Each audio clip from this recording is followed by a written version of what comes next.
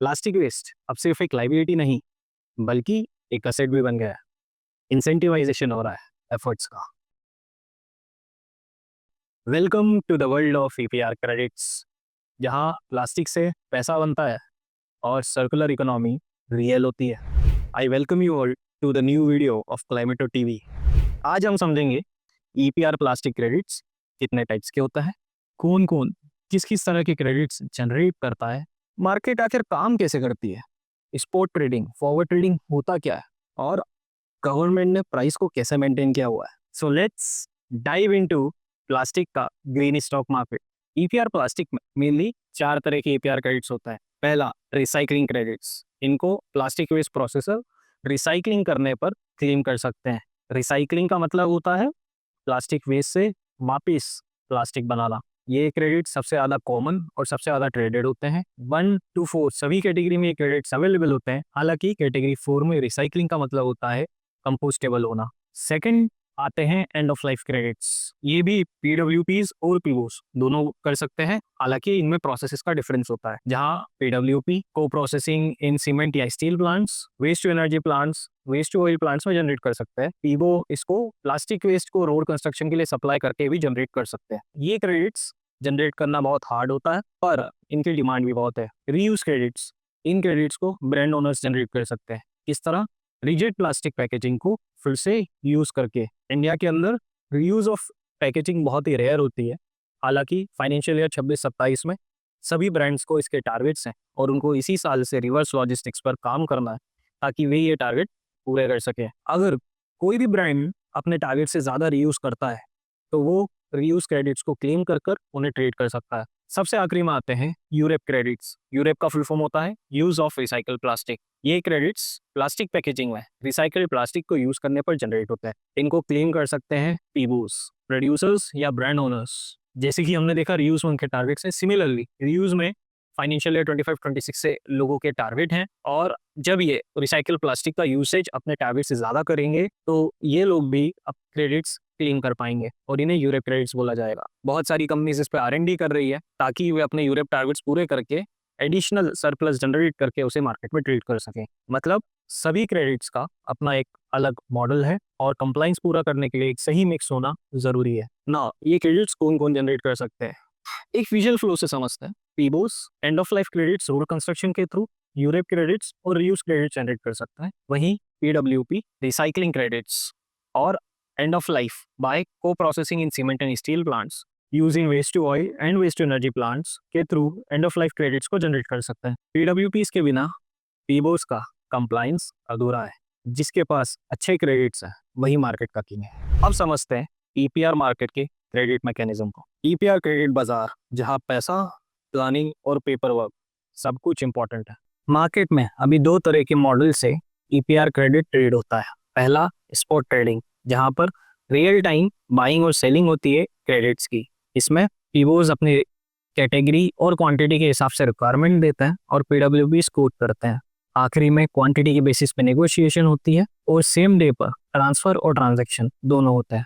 एक दिन की देरी भी क्रेडिट्स को महंगा कर सकती है। ये मेथड बहुत ही वॉलेटाइल मेथड है क्योंकि मार्केट बहुत जल्दी फ्लक्चुएट कर जाता है। हर दिन एक नया रेट मिलता है। दूसरा मॉडल है फॉरवर्ड प्लानिंग का, जहां पर पीबोस एक एग्रीमेंट में एंटर करते हैं पीडब्ल्यूपीस के साथ, जिसके अंदर रेट और डिलीवरी डेट्स डिसाइड हो जाते हैं। पीडब्ल्यूपीस टाइम के साथ अपने ईपीआर कंप्लायंसेस करते जाते हैं, क्रेडिट क्लेम्स करते हैं और ट्रांसफर्स करते हैं। ट्रांसफर्स की डेट पर ट्रांजैक्शंस भी कंप्लीट हो जाती है। ये एक बहुत ही सिक्योर तरीका है। हालांकि इसमें मार्केट में रेट टूटने पर नुकसान होने की संभावना है। जल्द ही ईपीआर क्रेडिट ट्रेडिंग प्लेटफॉर्म भी आ रहा है जहां पर स्टॉक मार्केट की तरह रियल टाइम पर क्रेडिट्स ट्रेड होंगे। ये कैसे होता है ये अभी देखने वाली बात है।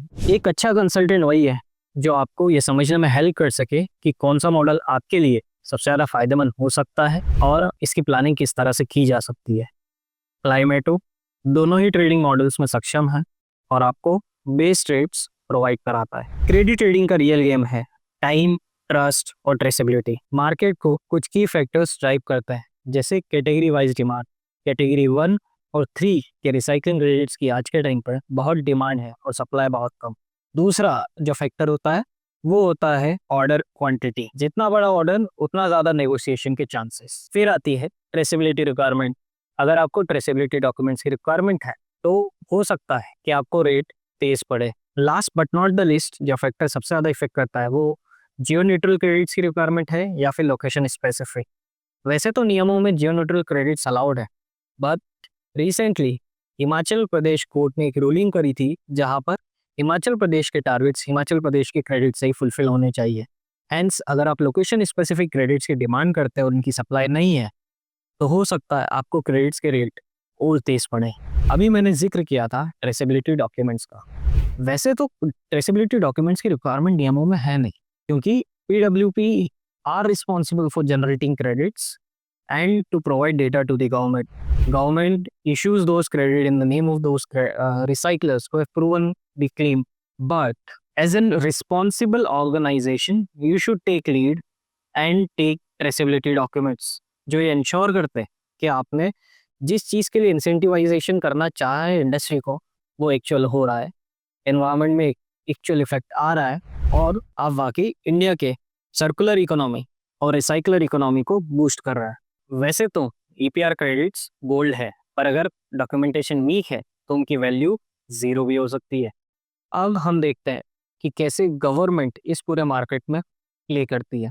गवर्नमेंट ने प्राइस बैंड फिक्स किया हुआ है। 30% फ्लोरिंग हुई है 30% ऑफ ईसी और सीलिंग हुई है 100% ऑफ ईसी पर। फॉर एग्जाम्पल कैटेगरी 1 जिसकी environmental compensation is set at 2,700 per metric ton, यहाँ पर फ्लोरिंग होगी somewhere around rupees 780। Similarly in category 2 जो environmental compensation 5,000 per ton है, यहाँ पर फ्लोरिंग 1,500 रुपीज और सीलिंग 5,000 रुपीज तक की है। और हर कैटेगरी की अलग environmental compensation और अलग फ्लोरिंग और सीलिंग है। फिलहाल ये फ्लोरिंग और सीलिंग सिर्फ रिसाइकलिंग पे आई है। यूरोप और यूज की इन्वायरमेंटल कंपनसेशन अभी तक तय नहीं है, हेंस वहाँ पर अभी फ्लोरिंग और सीलिंग भी नहीं है। हालांकि इस फ्लोरिंग और सीलिंग से इंडस्ट्री खुश नहीं है। लोगों का कहना है कि मार्केट को फ्री छोड़ा जाए और उसी के हिसाब से ट्रेडिंग हो। सिमिलर केस ई वेस्ट ईपीआर में कोर्ट तक भी जा चुका है। गवर्नमेंट ने तो मार्केट फ्री छोड़ा है, उन्होंने बाउंड्रीज भी सेट करी है, इंश्योर किया है कि कहीं भी ओवर कटिंग या ओवर चार्जिंग ना हो। अब आते हैं हम करंट रियल मार्केट ट्रेंड्स पर। लेट्स सी कि मार्केट में हो क्या रहा है। सप्लाई बहुत कम है और डिमांड बहुत ज़्यादा। कैटेगरी 1 और 3 के रिसाइकलिंग क्रेडिट्स की अवेलेबिलिटी बहुत कम है। पीडब्ल्यूपीज ने ईपीआर क्रेडिट्स को होल्ड करके रखा है इस उम्मीद में कि मार्केट बढ़ेंगे। वहीं पीबो लास्ट मोमेंट तक का वेट कर रहे हैं इस उम्मीद में क्रेडिट्स के रेट कम होंगे। साथ ही बहुत सी बार ट्रेसेबिलिटी डॉक्यूमेंटेशन के वेरिफिकेशन में भी डिले होता है और इससे टाइम बहुत बढ़ जाता है। तो क्लाइमेटो की क्या सलाह है? सलाह है जल्दी बाय करो, सही पीडब्ल्यूपी से बाय करो, अवॉइड करो लास्ट मोमेंट पैनिक जून में। This is just not waste management but a resource investment.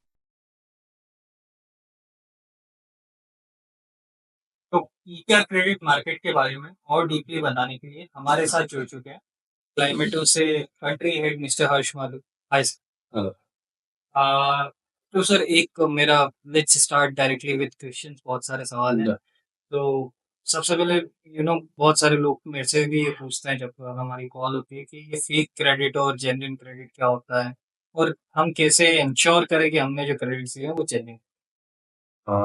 जब मार्केट शुरू हुआ था तब पोर्टल पे बहुत सारी फेक एक्टिविटी स्टार्ट हुई थी, क्योंकि पोर्टल भी नया नया था। कंप्लायंस में डेटा एज कम्पेयर आज के मुकाबले पहले कम सबमिट होता था। तो उस टाइम पे कुछ फेक एक्टिविटी ज्यादा बढ़ी थी, जिसमें कुछ रिसाइकलर 5,000 टन की अगर आपको कैपेसिटी अलॉट हुई है तो आपने काम 50,000 टन तक का पोर्टल पे दिखाया। तो वो सारी चीजें उस टाइम पे बढ़ी थी। उसको रोकने के लिए सीपीसीबी ने अलग अलग तरीके से कुछ प्रोविजन निकाले। पोर्टल पे कंप्लायंस के पार्ट को थोड़ा बहुत चेंज किया गया। और एज कंपेयर पहले से देखा जाए तो पोर्टल पे कंप्लायंस के लिए डेटा सबमिट होना डिफरेंट हो गया है। मतलब पहले आप कुछ और सबमिट करते थे, अब डेटा का पार्ट बढ़ चुका है। तो वो फेक एक्टिविटी एक वहां से भी रोकने के लिए सीपीसीबी ने स्टार्ट की वर्किंग। दूसरा, जब हम सर्टिफिकेट किसी को देते हैं तो सर्टिफिकेट देते टाइम हम ये ध्यान रखते हैं कि जो रिसाइकलर हो वो हमारी ही वर्किंग के पार्ट में हो। इसके कंप्लाइंसेज रिटर्न फाइलिंग हम खुद इंश्योर करते हैं। और सेकंड अगर हमें मार्केट से भी सोर्स करना पड़ा, तो वो रिसाइक्लर का कंप्लीट बैकग्राउंड हम चेक करते हैं कि रिसाइक्लर की एक्टिविटी फेक तो नहीं है, जेन्युइन हो। दूसरा उसका इंडस्ट्री सेटअप प्रॉपर हो, कितनी कैपेसिटी अलॉटेड है, कितने मेट्रिक टनेज पे काम कर रहा है। और कई रिसाइक्लर हमारे पास आज की डेट में ऐसे भी है जो 15-15 हज़ार टन की कैपेसिटी अलॉट करने के बाद 500-500 टन का काम कर रहे हैं। मुझे लगता है कि उसमें फेक वाला पॉइंट नहीं होना। क्लाइमेट कैसे इंश्योर करते हैं कि कोई जो हमारे जो क्लाइंट्स है वो एक्चुअल काम कर रहे हैं?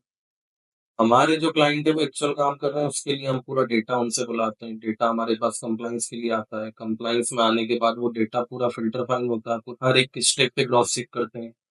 कई बार ज़रूरत पड़ती है तो हमारी टीम में से मतलब हमारी टीम में से कोई भी जाके उसकी इंडस्ट्री पे एक वेरिफिकेशन करता है, डेटा वर्किंग के लिए भी और एक क्लाइंट का ओवरऑल बैकग्राउंड चेक करने के लिए भी, कि कितना जेन्युइन काम है, कितना फेक काम है।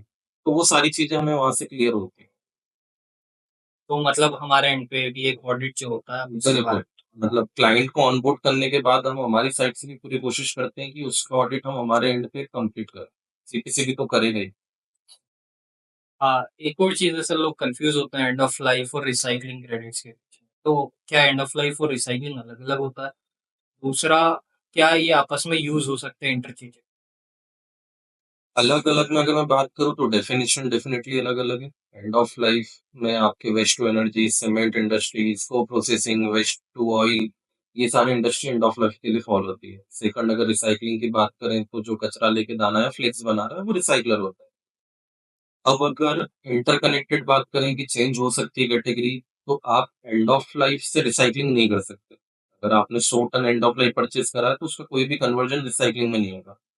लेकिन अगर आपने रिसाइक्लिंग परचेज़ करा है 100 मेट्रिक टन तो उसको आप एंड ऑफ लाइफ में कन्वर्ट कर सकते हैं, जितने मेट्रिक टनेज की आपको नीड है। 100% अगर आपने एंड ऑफ लाइफ परचेज़ करा है तो उसमें से आप जो भी रेशियो चाहते हैं, वो रेशियो एंड ऑफ लाइफ में कन्वर्ट कर रिसाइक्लिंग से एंड ऑफ लाइफ। रिसाइक्लिंग से एंड ऑफ लाइफ। दूसरा सर एक मेरे को ये भी समझना है, अभी मार्केट पोज़ीशन क्या है कैटेगरी 4 सर्टिफिकेट्स?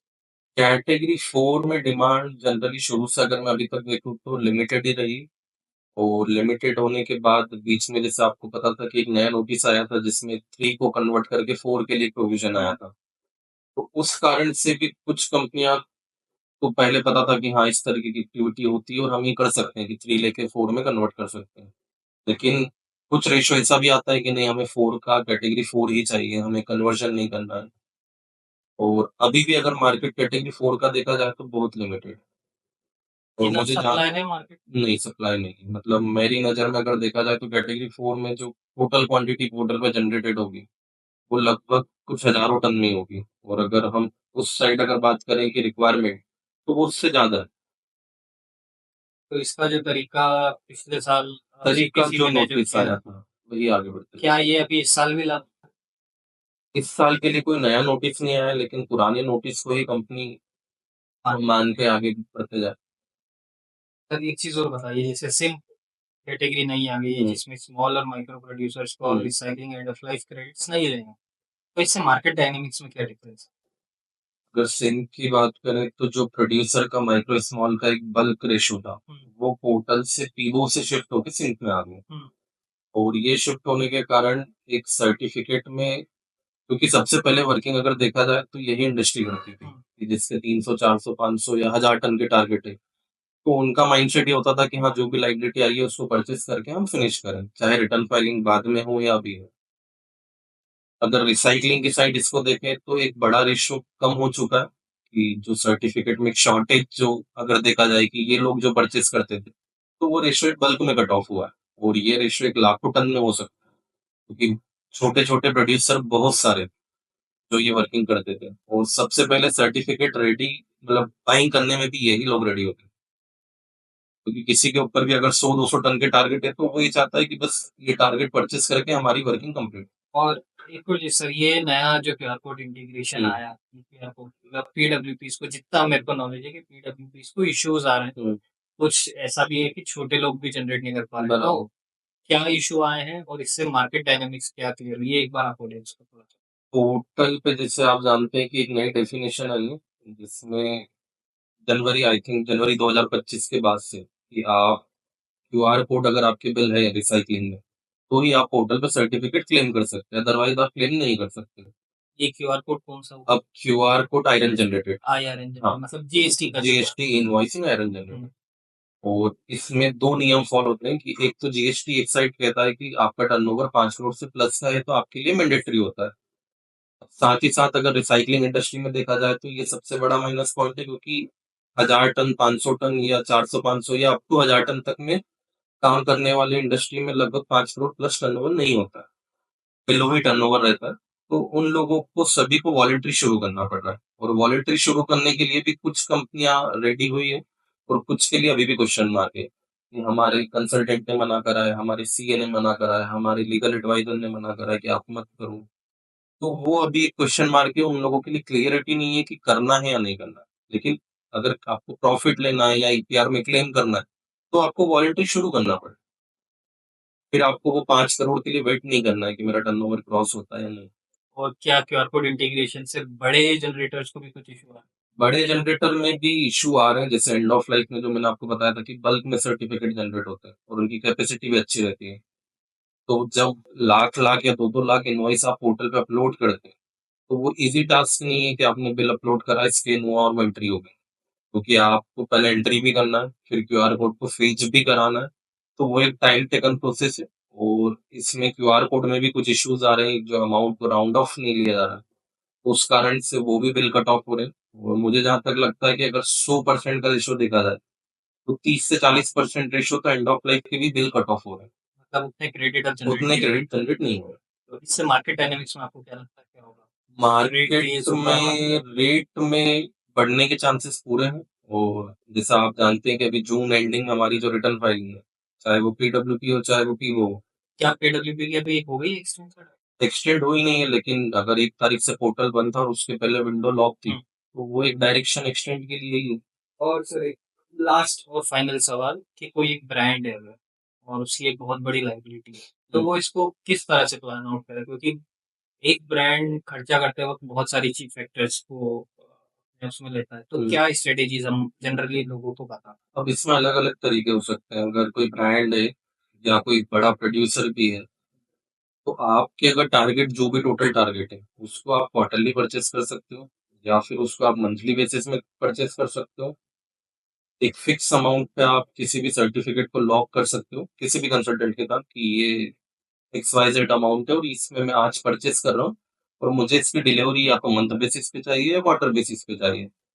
आप उसमें पेमेंट रेशियो का पार्ट भी ब्रांड की साइड से ये भी हो जाता है कि आपको फुल पेमेंट नहीं करना है एडवांस में, या टोटल टारगेट को आप शॉर्ट करके परचेज करते हैं। और अगर आपको लगता है कि मुझे बल्क में ही अच्छी डील मिल रही है तो आप बल्क में बाय करते हैं एडवांस बेसिस। आपके हिसाब से बिल्कुल सही टाइम क्या होता है क्रेडिट परचेज करने का? क्या हमें साल के आखिरी तक वेट करना चाहिए? मुझे लगता है कि साल के मिड में आपको कहीं न कहीं एक अच्छा रेट मिल जाता है, क्योंकि जब कोई रिसाइक्लर 6 या 5 महीने या 2 क्वार्टर अगर पोर्टल पे वो अपलोड कर चुका है, तो कुछ-कुछ केस में रहता है कि रिसाइक्लर को भी जल्दी होती है कि मेरा क्रेडिट जनरेट हो गया, मुझे पेमेंट चाहिए, आप इसको सेल करा दो। तो उस टाइम पे आपको एक बेटर ऑफर मिल सकता है। अगर हम एंडिंग तक का वेट करेंगे तो रेट बढ़ने के चांसेस हैं। फिर डिपेंड करता है कि आपका कंसल्टेंट किस तरीके से आपके साथ सर्टिफिकेट में डील करता तो ये थे कुछ जवाब हमेशा आने वाले सवालों के। अगर आपके मन में और भी कोई सवाल है तो आप कमेंट सेक्शन में ड्रॉप कर सकते हैं। सो गाइस, ईपीआर क्रेडिट्स पैसा बनाने का एक तरीका है और कंप्लाइंस फुलफिल करने का भी। साथ ही ये सर्कुलर इकोनॉमी को भी बूस्ट करता है। ये एक इंसेंटिव मॉडल है। रिसाइकिल करने पर पैसा कमाया जा सकता है, एक्स्ट्रा इंसेंटिव बनाया जा सकता है। क्रेडिट्स खरीदकर आपके कंप्लाइंस फुलफिलमेंट की जा सकती है। अगर आपके पास अच्छा डॉक्यूमेंटेशन डेटा है तो मार्केट में आप एक स्ट्रॉन्ग पोजीशन रखता है। अगली वीडियो में हम बात करेंगे कि ये क्रेडिट्स जनरेट कैसे होता है, पीओएस की ईपीआर ऑब्लिगेशन किस किस तरह की है और किस तरह से कैलकुलेट होती है, एनुअल रिटर्न फाइलिंग किस तरह से होती है और कौन से इंपॉर्टेंट रूल्स है जिनका आपको ध्यान रखना है। साथ ही अगर आपसे कोई गलती होती है तो नॉन कंप्लाइंस के रिजल्ट में इन्वायरमेंटल कंपनसेशन क्या होता है। I am Sanil Gupta, tuning in from Climeto TV. Thank you so much for joining in and make sure to like, share, subscribe और हाँ, प्रोक्योरमेंट और फाइनेंस टीम को ज़रूर शेयर करें। Thank you.